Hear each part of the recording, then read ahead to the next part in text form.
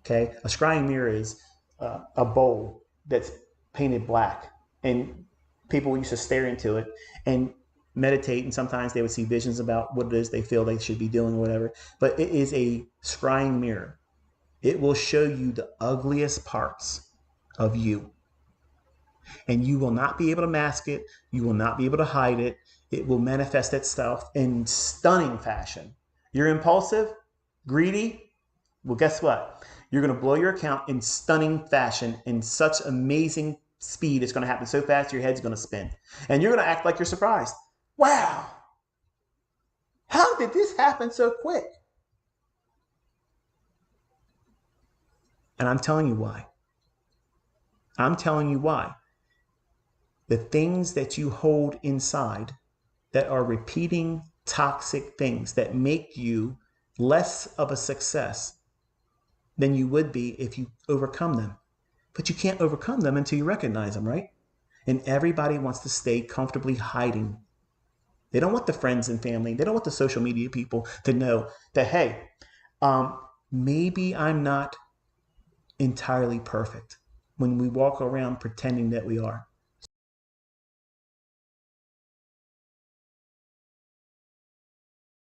Social media is a wonderful opportunity for everybody to pretend there's nothing wrong with them. They do everything right. I don't hide that. That's why I'm very polarizing. People say, "Wow, you're bipolar." You start ranting and cussing. I'm a Christian. You say you're a Christian, and you talk in that language. Let me tell you something. Let me spend 1 week with you, and I'll show you how you're a Christian too. Right? You're never walking on water. Okay? Everybody makes mistakes, and I repent for everything I do. I don't claim to be perfect, but I'm not going to get out here and pretend that I don't have these real experiences that I had to go through and the coping mechanisms that I had to go through to fix them. But I had to identify that I had them. And I hid them for a long time because I built myself up in front of my family, in front of my friends, and they all said that this was never going to manifest itself and be successful. I would never know how to be able to beat the markets. They said it's never going to happen. Nobody can beat the market. Nobody can. Nobody knows how to time the market.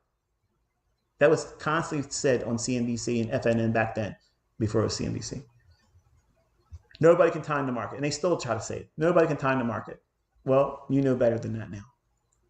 But you can't time the market until you learn how to do it. And you won't learn how to do it properly until you remove these big barriers. They're like rocks in your shoe. And you might think that, oh, it's not a big deal. I'm going to keep doing this. But if you try to run before you get that rock out, you're not going to run as long and without pain. And you won't fatigue as soon as you would if you had a rock in your shoe. Think about it. If you had a rock in your shoe and you're expected to run 10 miles or even walk it, as a younger man, I used to be frustrated. I would get a rock in my shoe. And I'd like, I ain't stopping, untying my shoe, taking my shoe off to get this rock out, and then have to put the shoe back on. I have to tie the whole time. That's aggravating. That's a man. I'm not going to pull over and ask for directions. I'm going to figure it out and waste the gas tank. Yeah, that's what men do. What does the woman want to do? Well, let's pull over and ask this person. No, I ain't doing that. What are you doing? They're going to think I'm stupid if I ask for directions. She's not thinking that they're going to think that she's stupid. She's thinking, I need to get somewhere. I have a process. I'm getting somewhere with the most efficient direction and pathway. There it is. I don't want to be in this car with you. That's what she's thinking. But the husband's like, I don't want to look stupid to that other man.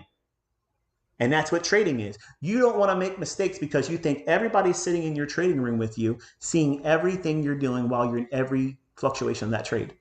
And you're making your trade harder because you think that way. Think about it.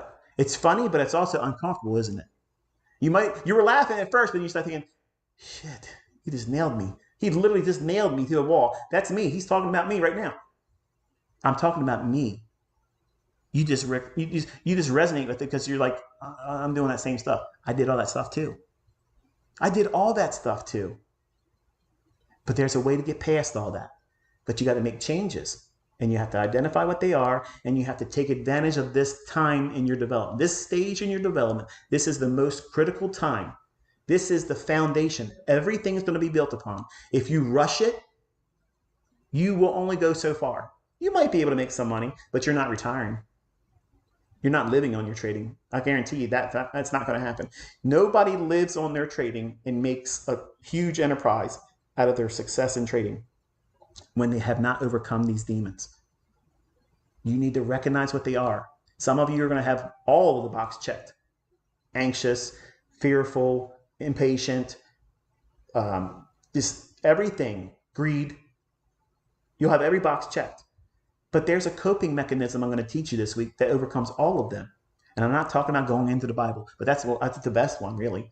But that's all I'm going to say on that. I had to slide that in there, okay? But there are physical things that you can do. Anxiety attacks. I'm going to teach you how to overcome an anxiety attack, how to prevent one. I'm going to teach you how to fix heart palpitations when you start having, rapid heartbeats when you're trading. I'm going to tell you how to fix all that stuff. But when you start feeling those physical symptoms, if you're any bit of a hypochondriac, it'll scare you. And then it revs up into full panic. In full panic, you're not in control of yourself. So you never want to be in full panic when you're in a trade, because you won't know when to pull the plug.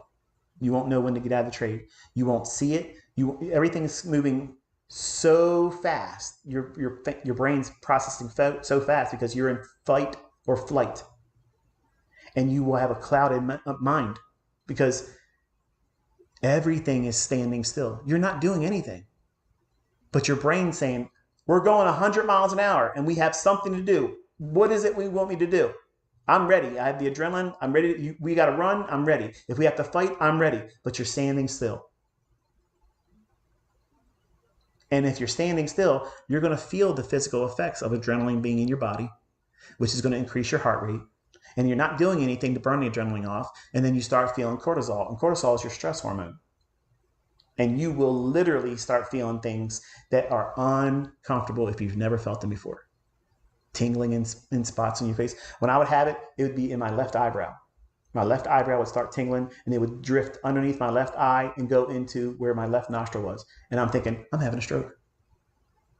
I'm stroking out. And then I started thinking that and thinking, I am stroking out. Let me check my pulse. Well, now you're doing the wrong thing. Look for other symptoms, Michael.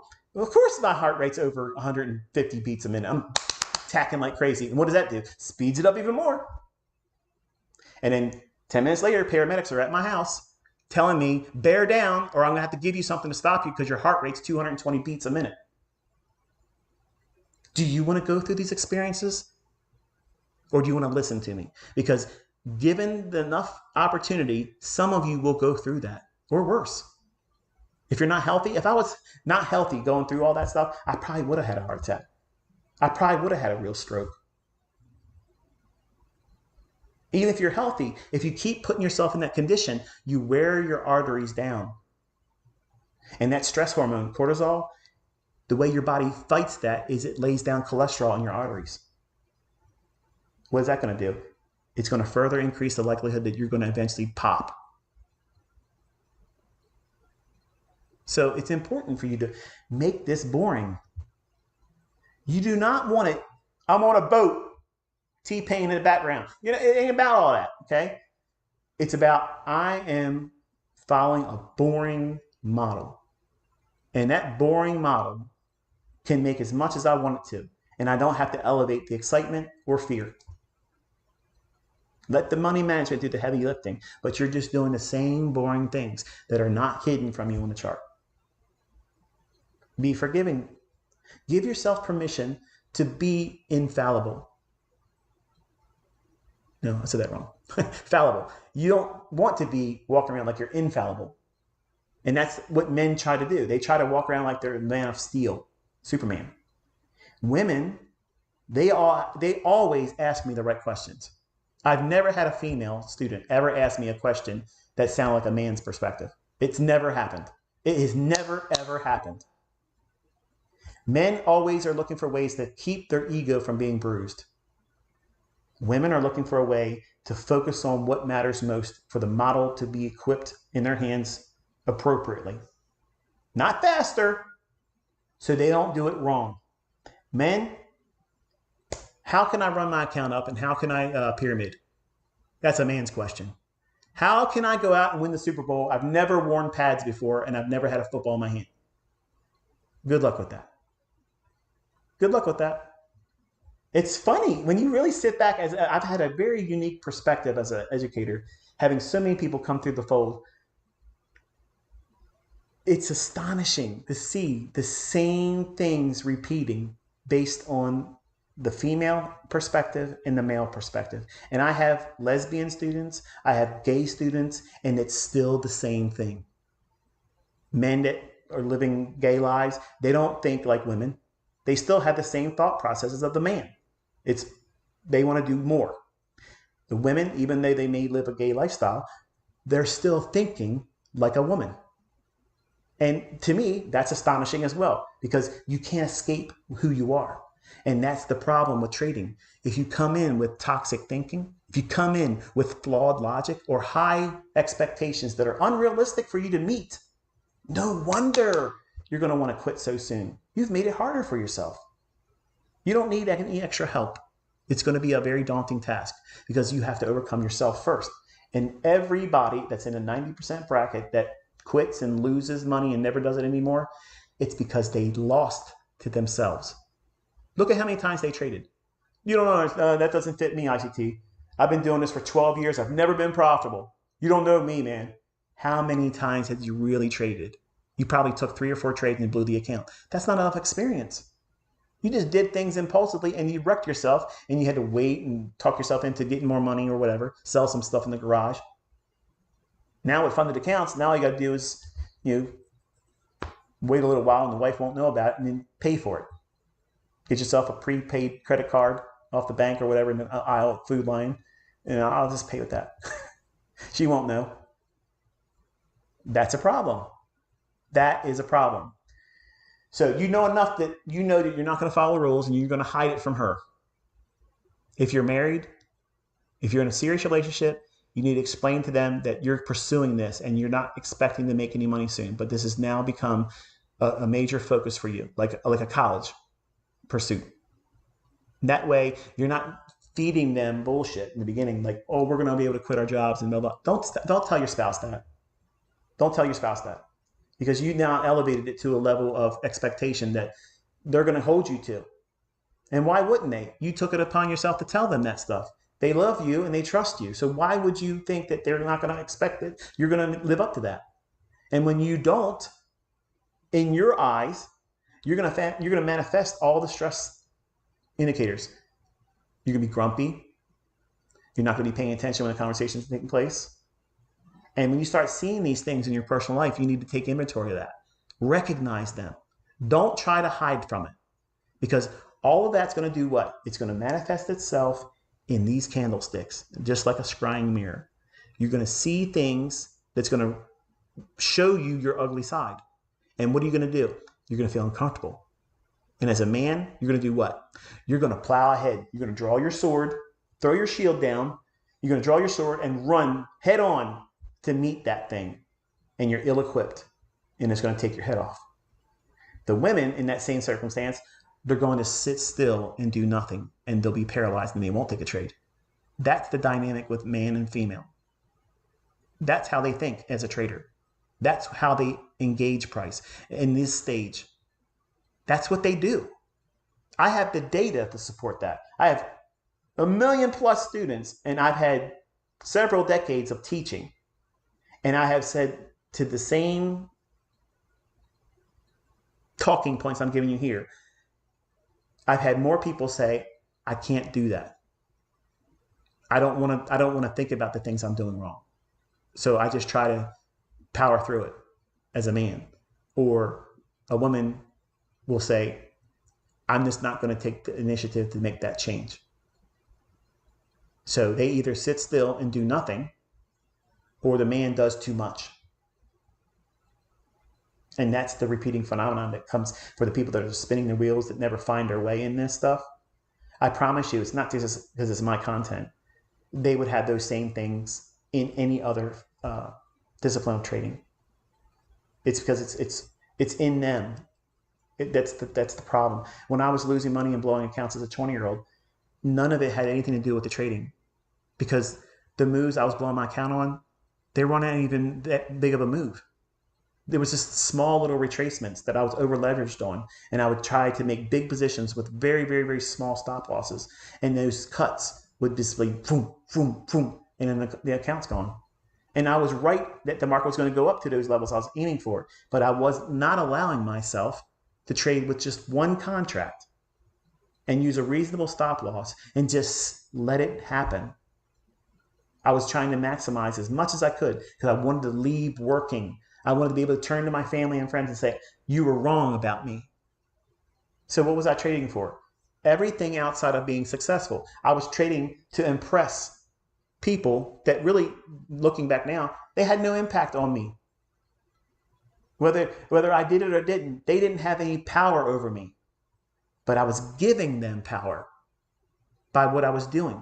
And you don't see it that way when you're going through it. And all these other things, it may not be that for you. It may be something else. There's so many things. I don't want to list everything because I've already went longer than I was supposed to again. But this is such a rich topic that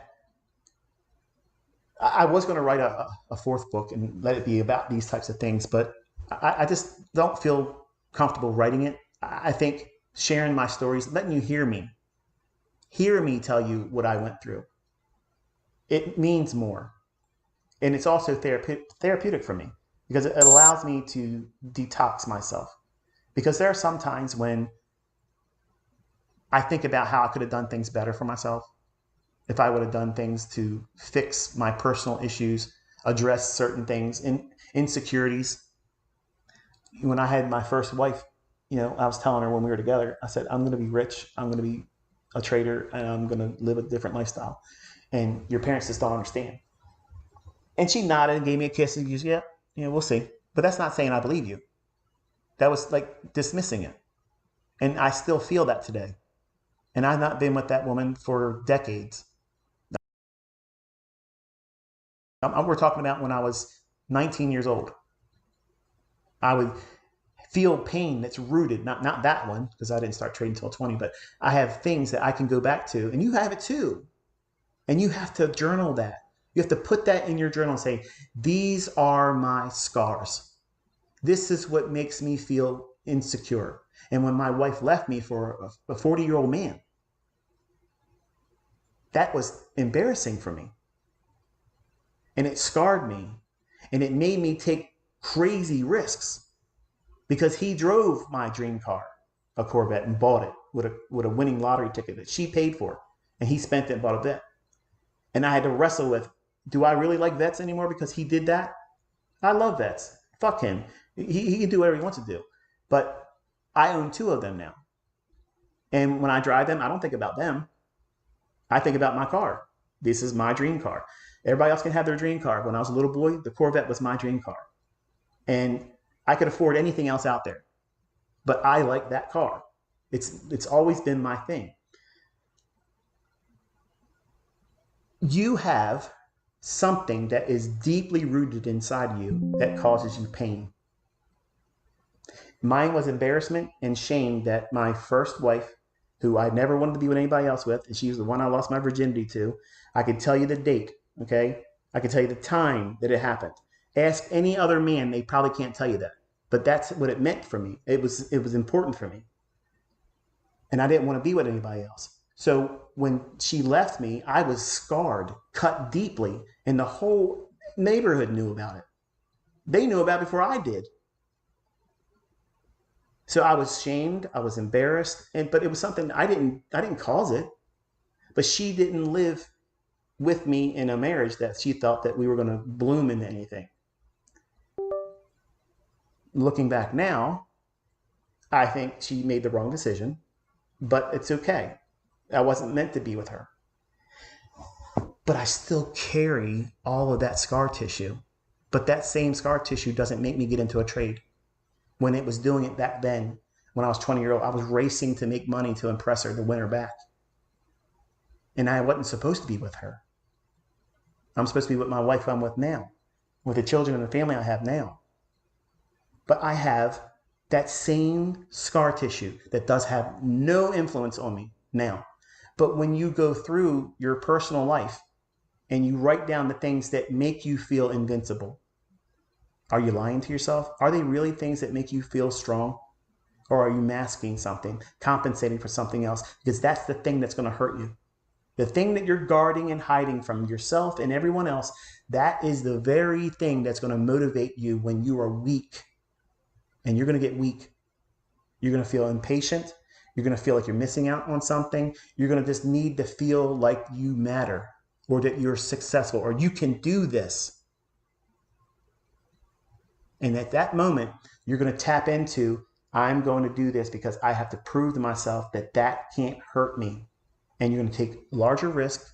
You're going to trade more frequently, and you're going to trade when there isn't a setup there, because you want to replace that feeling of what you feel all the time, but you pretend it's not there. It wells up inside you.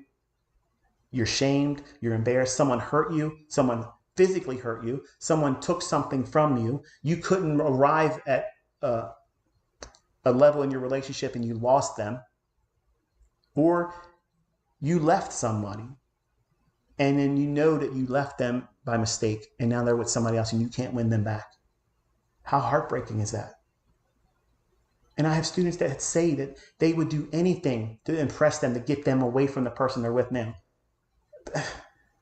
That's not likely to happen, but they carry that stuff in them, and then they go into the trades and they say, I need to feel better because I can't escape that. You got to let go of it. A lot of the stuff that you're holding on to, you're going to have to put it down. You're choosing to hold on to it. You're choosing to protect it and nurture it because it's become your new normal. And how would you feel if you weren't feeling like this every day? It's scary. It's uncertain to you. So it's easier for you to hold on to this. And you live with the depression, and you live with the anxiety, and you live with the guilt, and you live with the anger and fear. And all of that's going to manifest itself in these little candlesticks. They're going to be perfect little excuses for you to vent into. And when they don't do what you want them to do, it's worse. It will cut you deeper. It'll make you fear taking anything further steps forward. You'll say, this doesn't work. But you're lying to yourself. You're not even using it right. It's just like the next bottle of booze that an alcoholic reaches for. I usually drink Johnny Walker. I get drunk every Friday night. I can't stand it. But they didn't have any Johnny Walker, so I just started drinking whatever. I don't know. I know the king of analogies just fell flat on his face today. I just don't have another alcohol like the Budweiser. Yeah, it doesn't probably mean, it's probably not the same thing. Because I think Johnny Walker's a liquor, isn't it? But maybe vodka. I know there's another thing. But you're going to pick your vice. Okay? And you're going to do whatever you can to do it because you're trying to escape pain and you're self-medicating. And a lot of us self-medicate by tamping down pain. That means swallowing it and pushing it down deeper. But you can't keep doing that when you're a trader because it's going to materialize and manifest itself in your trades. And then because you're having to deal with it again and it's taking from you hope about success. It's taking money from you that you can't really afford to lose. And now you've made this little tiny gremlin, this little rock in your shoe, a mountain in front of you with a troll that's standing on top this high. You've given it a power that it's never had before. It's got more influence and power to keep you from being happy, successful, and, well, better. You've given it a power over you, and you're going to feel that. And you're going to personify the trade when it's just doing what it's going to do regardless of whether you're in the trade or not. But now you've personalized it and personified it, and now you're wrestling with this thing. And you can't talk about it with anybody because how embarrassing would that be? So, in the privacy of your own journal, not with someone on the social media, not in an email to me. Some of you probably already were sitting down writing emails. This right here, you just nailed me, and I'm so thankful. Don't even worry about doing that. Don't just find out what it is for you. What are these little things that you're hiding in yourself that are scary, they're hurtful, they hold a lot of animosity, And they are always things that you would never want anybody to know about. That's what I'm talking about. The things that you are ashamed of, the things that you are fearful that other people might find out about you.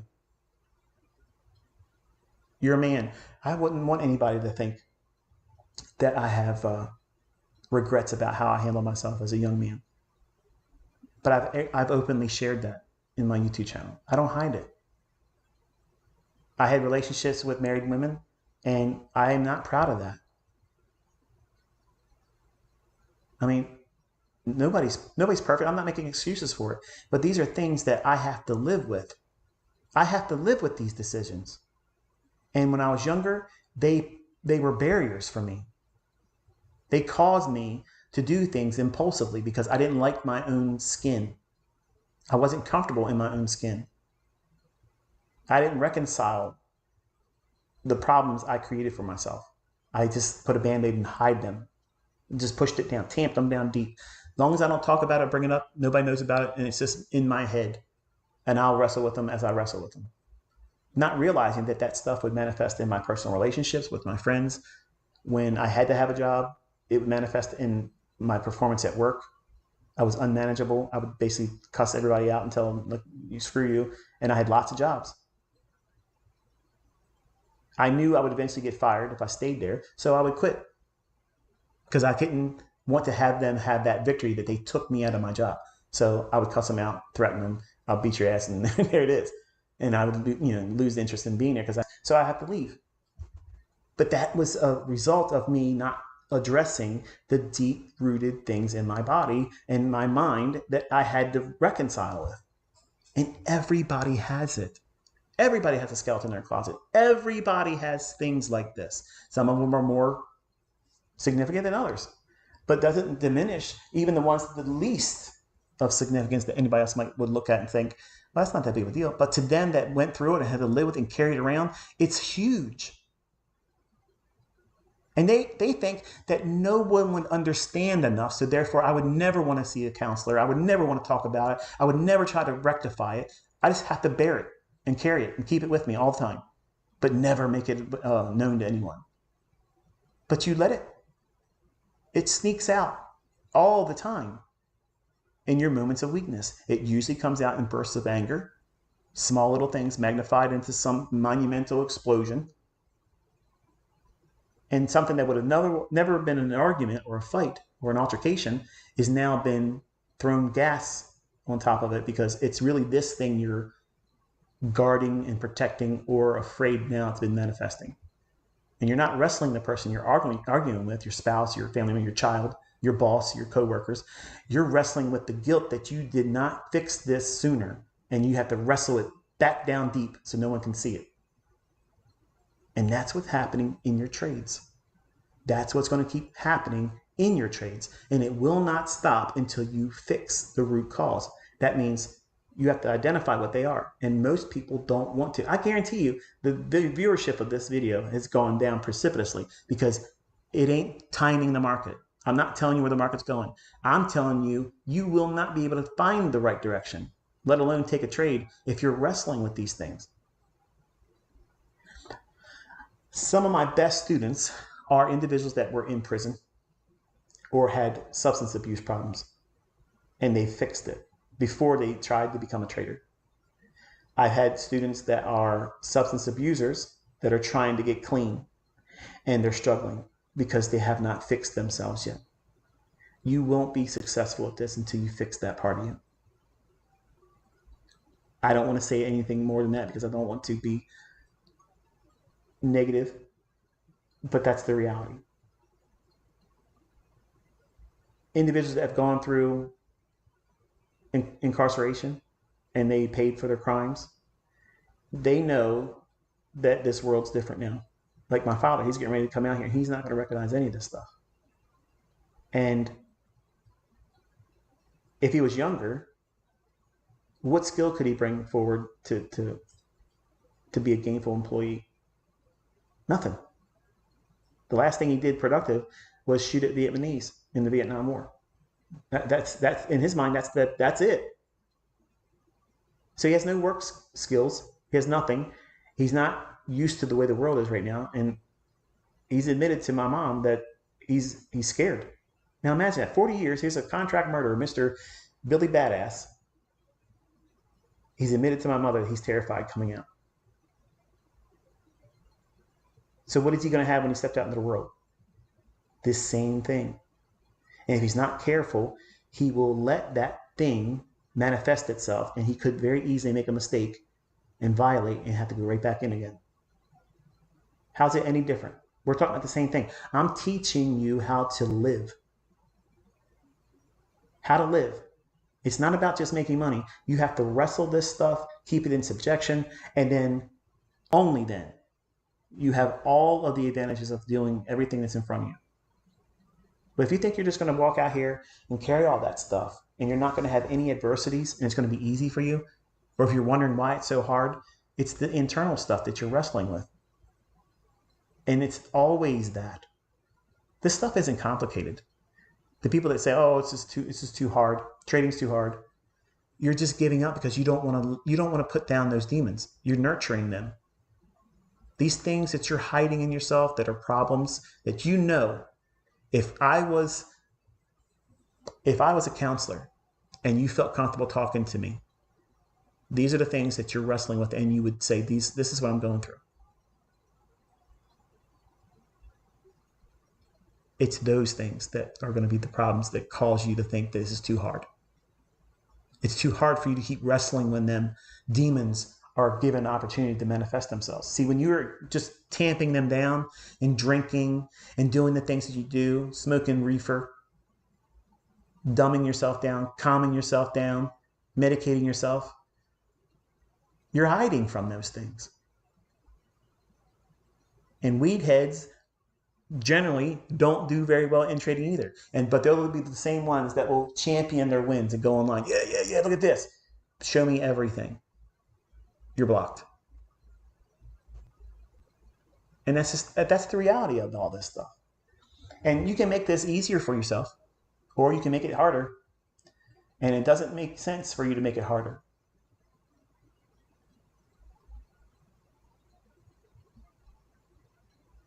There's so many things I want to talk about still, but I have plenty of time the rest of the week. I've had a lot to say today. I believe wholeheartedly the things I've talked about. I think if you take a moment to think about what that means for you, really dial in on the things that you know, what you try to hide, that are terrible things that you don't like about yourself.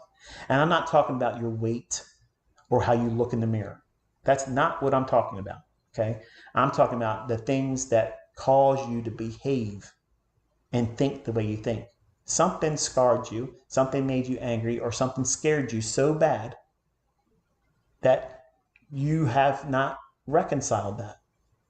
Or it's a physical dependency on alcohol or drugs. That's it. That's it. Because if you have the mental faculties, it doesn't matter if you're in a wheelchair. You could be an amazing trader, better than me. You being in a wheelchair or handicapped has absolutely no bearing on how you can trade, because it's your mind. You could literally be a quadriplegic and tell the person next to you, all right, press the buy button, put the stop loss figure, and there it is. Who's doing the trade? You are. You don't need your body to do it. You need your mind, because trading is won in the battlefield of your mind. Your trade's a winning trade before it's realized in that chart and your take profit is hit. Before that happens, it's already a winning trade in your mind. Because if you can't see it, believe that it's going to deliver like that, it's never going to go there. So how do you have a clear mind to get to that point? You have to get rid of all your baggage. You got to get rid of all that toxic stuff, toxic thinking, all the online drama stuff. Are you someone that constantly goes to drama stuff on the internet? Not just in the trading industry, but everywhere. Are you a Jerry Springer trader? You just can't wait to get into somebody else's business to see what they're doing wrong. Love that, because you are hiding so much more in yourself. That just hurt somebody's feelings right there too. Drama marketing, drama this, drama that. People flock to that stuff because it's a perfect excuse to hide the very things that they don't like about themselves. because they're thinking, well, I hate living with this every day, but you know what? This is a beautiful distraction that I'm not the only one out there that's a train wreck. And I have a chance to laugh at that person like everybody else. And I'm guarded, I'm protected. They don't know the things I'm wrestling with. Because look what they would do if they knew this about me.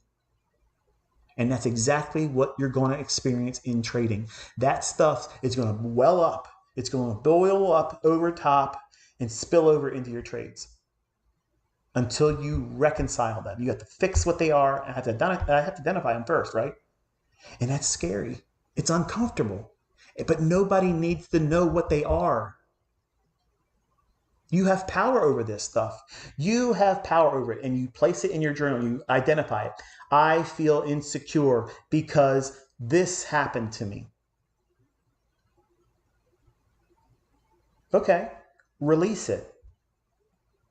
It doesn't define who you are. It's real for you to feel hurt when things happen to you. You're a human being with emotions. It's normal for you to feel that way. But social media has made it feel like we shouldn't have any emotions. We shouldn't care about nothing. Say things to people that they would never hear you say to their face. Divisiveness. You have to just let all that stuff go. And if you invite other people into this experiment of you going through the process of learning how to trade in the early stages, you have made it so much harder. You have now increased the level of difficulty to expert level. And you're not an expert. You're a neophyte. You're just starting. And that's why Caleb will not have comments open on his YouTube channel, because what's going to happen is he's going to read them. And in a moment of weakness, he's going to say, yeah, this person said this and this. And then I'm going to hear it. I'm going to see it. And then I'm going to have to tell him, I'm angry that this did that. And I'm going to go out online and I'm going to say this, that, and the other thing. And they're going to clam up and they're going to do nothing. A fool and spar with these people online because they're idiots. I'm not going to be in your way about it. I'm not. But I just think it's dumb to do it, because as the world's changing, people that have a following like myself and other people, okay, I might say something about someone's discipline and make fun of it, okay? In reality, sometimes I backpedal and I think to myself, you know, what the state of the world is right now, in the way it's so, we're in a combustible state globally.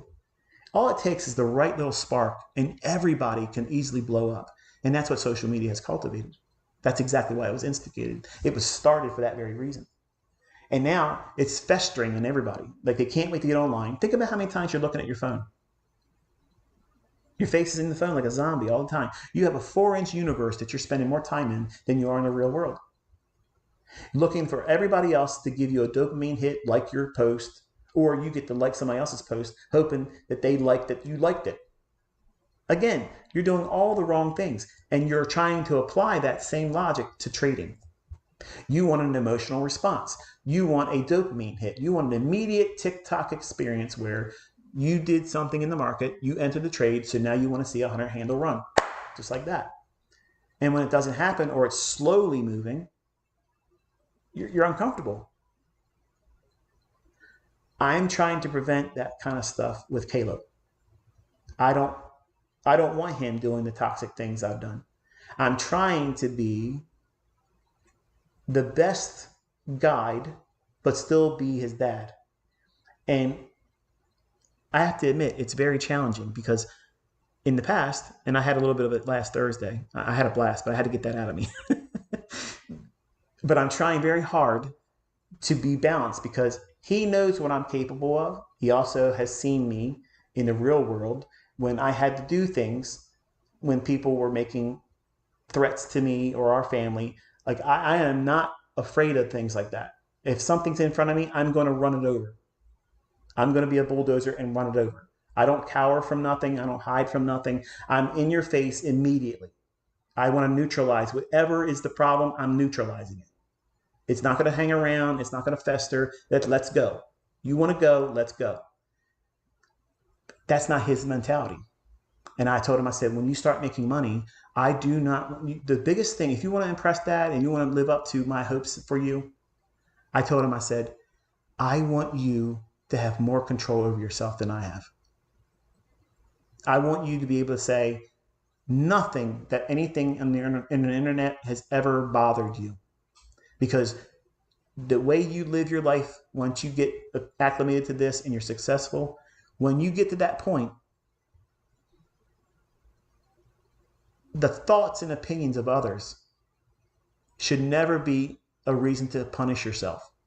Because when you entertain other people's opinion about you or me or whatever it is that you're learning how to do, when you're making money, what does it matter? Does it really matter what people think when you are living on your own money that you earned using this information? Why would you punish yourself for other people's opinions? Because that's what you're doing. When you get mad about that stuff, that's why I try to tell everybody, you think I'm mad. I'm not mad. I'm not a mad person. Now, I'm mad when people say they tried to do this stuff and they haven't really put a real good effort into it. That's fake. That's false. It's a lie. And I'm forcing my son in this test tube where he has absolutely no latitude to be able to say, well, I couldn't do it because. No, that we don't have any room for that. You are in the pressure cooker with me. And you're in front of the entire world and they're watching this. You asked for it and now you got it. But you're going to do it the way it needs to be done. And you have to make sure that you don't fall victim into finding dopamine, sense of accomplishment, by having other people tell you, wow, you are a good trader. You know what tells you you're a good trader? You don't have to go to work. That's better than anybody telling you a message. They could have all the emojis in the world. That ain't the same thing as getting up and saying, well, I ain't got to go in traffic today, and make in one trade what you would earn in gross income over 3, 4, 6 months of your job. That's how you feel success as a trader. Not, I need somebody outside of myself to tell me I'm a good trader. Oh, you're ICT junior. Oh, you're going to be the next best thing. And, don't think that way, son. Don't even have expectations to have that. I am impressed. I am pleased and I am proud of you, son. If you just do what's laid in front of you and you find contentment in that. That you don't have to do more than that. The world is your oyster. You'll be able to do whatever you want to do once you figure out yourself. But just do what I'm laying down in front of you. If you just do that, you've done far more than I ever hoped for. And you don't never have to impress me. You have already done everything I've expected of you. Because then if I have to lay my head down for the last time and I don't have any more time here, I can rest my head knowing that I have left this with you and your brothers and your sister and your mother. They're okay. It doesn't matter what happens. You can do it. That's how I think about this. I don't want you being another ICT. ICT's run its course. I've already said that I'm putting it down the end of this year. I'm doing that my own way. I don't want people hanging on me. I don't want people thinking I'm a celebrity. And honestly, I see all of the mentions that happen. Like if I go on the YouTube channel, it'll say comments, which I see all of them. The ignorant ones, I just banned a person. I don't ever see them again. You don't realize that you're banned, but you are. Your comment, when you look at the video, you'll see your comment still there. I never see it. Anything past that, I'll never see it again. I don't have time for you. You're insignificant to me. You're not even an ant. You're not even a gnat. But there's also this little thing, mentions. So there's comments and there's mentions. And once a week, I'll go through it and I'll hit it and I'll scroll through. I want to comment on everybody. But when I do leave comments on individual channels, generally they treat me like a celebrity, and I don't like that. Otherwise, if I wasn't treated that way, I would be just like one of the guys and I would comment like everybody else does. But you know what I'm talking about. If I've left a comment, like immediately it gets pinned, and then there's 1,500 people comes behind there. Oh, it's ICT. It's Michael. He left a comment. Like I'm some fucking Elvis or something. Like I'm literally nobody. I'm nobody. And it makes me uncomfortable. And I don't want you aspiring to do that, Caleb. I don't want you to have that aspiration to be that's your goal. Your goal should be I don't need to work for money, and money is a tool. I don't have to wrestle with employers. I don't have to go through the rat race and have them steal any more time. You're in your 20s. You're young. You literally could carve this out, and by the time you're 30, be ridiculously rich. Friggin' ridiculously rich. Okay? And you can do whatever you want to do. If you want to get on here and trade live in front of other people, go ahead. I would love that. I would love that. Viagra all day long. That would absolutely, I would love it. Do I want you to do it? I'm not asking you to do that. So don't think that you have to live up to that. But if you choose to do that, man, that would be amazing. That would be awesome. But that's not what I hope for you. I hope for you to not have to work for your money. That's what I want. I want you to feel comfortable knowing that you can pay your way through this world and not have to ask somebody if you can have a day off or a vacation, and they ain't paying you too little for your time. You do that, you have met every expectation I have for you. My goal is for you to not have to work and that you live on your own steam, your own efforts, and you don't get reckless with it. You don't try to be a high roller. Don't try to be a show off. Don't brag. Don't talk down to people like I did when I was 20 years old. I was new money. And that was me coping with the uncomfortable state of I wanted to flex on everybody, because if they knew all the things I was wrestling with and the embarrassment and shame I had because my wife left me for a 40-year-old man, that was embarrassing. That was shameful to me. So I hid it by being a jerk to other people. And the people that I loved and that were friends of mine, I lavished them with money and gifts because I didn't want them to walk away from me. I wanted them to make me feel wanted and liked and appreciated, but I had to pay for it to feel it. Is that genuine? No. So I don't want you to fall in the trap, because as soon as you start making big money and people that know you see it, you need to be aware of who your real friends are, because your real friends won't change. They won't ask you for anything, and they won't increase the intensity about wanting to be around you. The ones that do that, that's the ones that's going to stab you in the back. That's the ones that are going to try to take you for a ride or take advantage of you. And I'll reserve the rest of the stuff tomorrow when we're talking over price.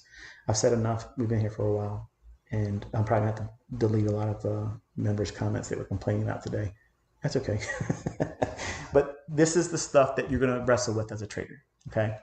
And the sooner you identify what they are and you journal them, and we work through coping skills this week on how to overcome all of them.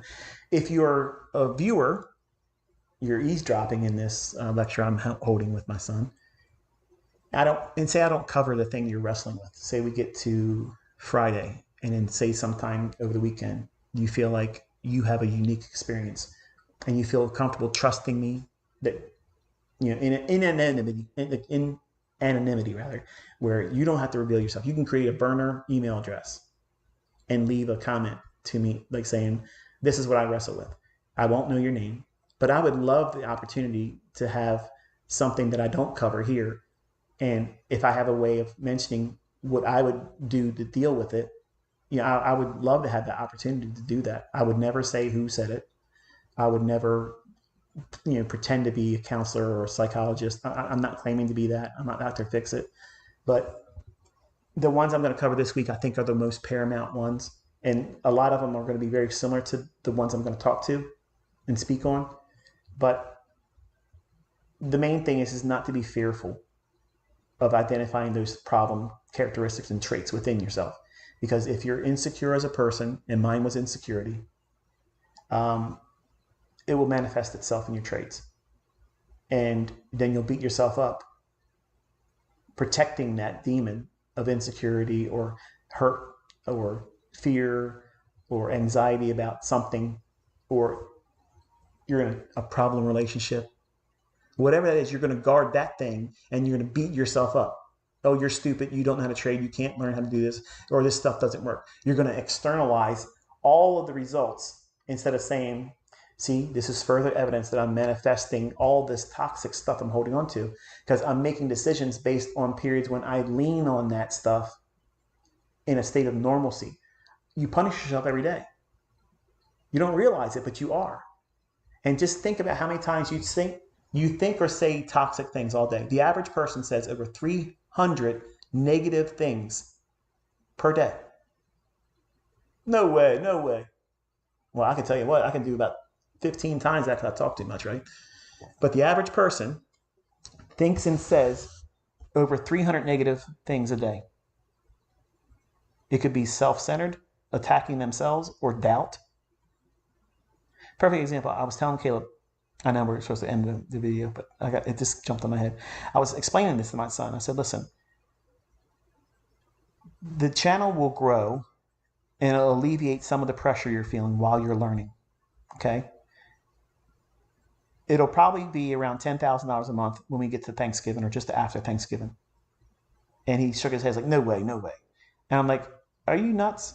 Like, I already know as soon as I start putting videos up there, all of the members here that watch on this channel, just morbid curiosity is going to take their attention over there. And even if they just watch it for a few minutes, they're watching it.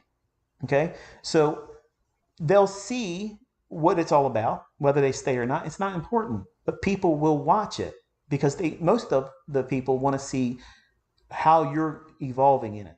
And then they're going to feel comfortable about their self because they're going to see that you're going through the same things that they're going through. Because they look at you as my child, like my son should not have any adversities because he's ICT. Son.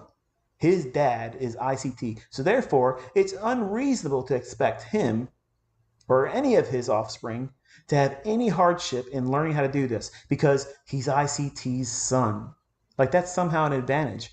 We're all human beings. We all wrestle with stuff. We all wrestle with stuff. And they're going to have the unique perspective because you said you were willing to do this, which I'm astonished by, but you said you were willing to do it. And you're going to be very candid about what you're feeling, what you're fearful of, what you're making a big deal out of that may or may not be valid. And they're going to take a whole lot of solace in that because they are going to be able to see that, wow, this is the same shit I'm thinking. I've been thinking the whole time I'm stupid for feeling this way. And here's ICT's son even doing the same things, thinking and worrying about the same things. But they'll see this is how I'm going to coach and teach you how to go through that. And then they can apply that same logic to themselves. Whether or not it works for them, I'm not promising that. But you're my son, so I'm giving you, this is the solution I'm supposing that you should use. Or if it's something I went through, this is how I overcame it. Or this is what you should do to work around it till you get better at it. And then your success will counter a lot of the things that you have as a problem. The problem is he's a male. And I've seen a few times where as a young man, and especially as a little boy, given enough rope, he'll run wild. Like he'll go wild. Out of all my kids, I'm impressed that he's the one that's wanting to do this. I thought for sure it was going to be Cody. It's not. And I thought Cameron because he's very competitive in sports, but it's not. And now he's the only one that said, I want a second chance at it, Dad. Because they found out that it's not easy. And it's easy to say, you know what, I'm just going to lay it down. I got Dad, he's always here. And whenever I want to, he'll gladly want to teach me. And I've been frustrated because I've been wanting them, just one of them, just go through the ropes, find your model, and make money. And your brothers and your sister will be like, oh, I want to do that now. It's like anything else. You give one kid an ice cream or a toy, they're all gonna want to listen. I'm a good girl, mommy. I'm a good girl, daddy. What do you want me to do? I clean my room. They're gonna do all the things that you want a kid to do when one child is given a reward. So you're gonna see what it's like for him. You're gonna hear it. You're gonna see the struggles. You're gonna see all that stuff. But I told him I don't want him to get cocky. I don't want to see arrogance. I told him, I said, if I see you do that, I'm done. I told him, I said, how you conduct yourself in the real world when I'm not around you. Because right now, you don't even have a video on there, and already there's 20,000 people subscribed to your channel. When you start seeing more traffic and there's more interest around you, people will want to befriend you. They're going to be like, oh, they're going to say everything to blow smoke up your ass to make you feel like that you're something you're not. Don't allow that. Don't allow it. You just stay who you are. You're humble, Caleb. That's it. You're not trying to be ICT 2.0, Mr. Ego, Kid Ego. You're not trying to do all that stuff. If you never set that mark that high, nobody will expect you to live up to it. And guess what that means? You're liberated from all that stuff. Everybody wants me to go out there and do the impossible things. Nobody will expect you to live up to it. If you never, ever do those things, they will never hold you in that regard.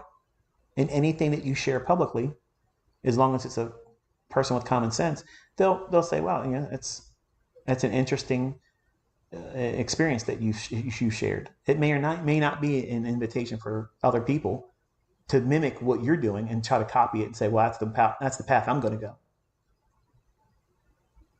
But they'll be morbidly curious to see what it is, and the pressure that you're feeling from your job, that will reduce a little bit, and then that deficit and stress and pressure that you feel while you're working will give you more energy, and it'll stoke the fires for you to study more, which does what? It shifts all the concern and pressure away from what everybody's used to doing, which is the 9-to-5 rat race, and then you'll start feeding that secondary hustle, which is learn how to trade. This is why I tell all of you as my students, once you learn your model, once you learn it, I don't have a problem with you going out there and doing YouTube channels and running up, a subscriber base where people are watching you use it. I encourage that. Number one, it further solidifies with more testimonial and proof that I have profitable students using what I taught. It doesn't just work in my hands, it works in the students that put the effort into it. But you also, while you're growing, because you're not going to be a millionaire overnight, some of you may never become a millionaire. You might just make a couple $1,000s here and there a couple times a year. And hey, it's better than not having money at all, right? Let's be real. Not everybody's going to be rich from it. I don't claim you're going to be rich from it. But you have the potential to make as much as you want. But while you're learning how to get better at it, and until you can arrive at, I don't need to work anymore, it would be foolish for you not, if you have the disposition and personality to live stream. I don't believe I do. It may seem like I do, but I don't believe I do. I like to talk in pre-recorded sessions because I've already said certain things in this live stream that I would have liked to edit out because I felt like I was being too personal or maybe mentioning things that may upset people that are wrestling with certain things. I would have cut that stuff out, like substance abuse and stuff like that. Like I wish I could go back and take that part out. That's what I'm thinking in my head as I'm talking to you. I would have edited that part out. And some of you have been like, I'm glad you said it. But there's a lot of people that would come forward and say, I wish you wouldn't have said that. Or they'll claim, you stop trying to be a psychologist, you're a crackpot anyway. You're always going to have some clown that's going to be argumentative. But I want Caleb to know that he doesn't have to live up to high, lofty expectations. And I'm helping him lay down a foundation of what is reasonable, what is now in an area where it's going to be problematic. And he has to conduct himself now as a public figure because I've been in public and people have seen me in public. And sometimes they get out of their cars, they're walking around with their phone and they're filming me and taking pictures of me and my wife. And wow, ICT, can you, and I'm like, ugh. And it is ridiculous. It's absolutely ridiculous. I hate it. I don't like it. I don't want to be like that. And I certainly don't want my son like that. And it's uncomfortable. You don't know what these people are going to do. They may pretend like they're wanting to take a picture with you, just get close enough to hurt you or your family, and I don't want those problems.